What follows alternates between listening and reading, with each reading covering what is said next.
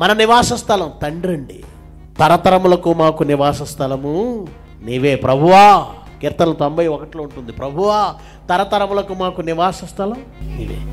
మీదే ఊరు అంటే మీరు రాజమండ్రి అని చెప్పొచ్చు, మీదే ఊరు అంటే మీరు విశాఖపట్నం అనొచ్చు, మీదే ఊరు అంటే మీద విజయవాడ అని నేను చెప్పొచ్చు. కానీ ఇవన్నీ అసలు ఆన్సర్లు కాదండి. ఇవి తాత్కాలికమైన మీ చిరునామాలు. కానీ మన అసలు నివాస స్థలం ఏది? ఎక్కడి నుంచి వచ్చారు ప్రియులారా? మీరు పరదేశులు, మీరు యాత్రికులు, మీరు వచ్చింది ఆ మహాలోకము నుంచి వచ్చారు ఈ భూమి మీదకి. అయితే అపవాది అనేవాడు మనుషుల్ని ఏం చేస్తున్నాడట? చెరపడుతున్నాడు. అలా తాను చెరపట్టిన వారిని ఎక్కడికి పోనీయడట? వాడు మీ నివాస స్థలమైన పరలోకానికి పోనేవాడు. మరి ఎక్కడికి తీసుకెళ్తాడు? అపవాదికి వాని దూతలకు సిద్ధపరచబడినది ఒకటి ఉంది, లోకం. అదే పాతాళ లోకం, నరకం.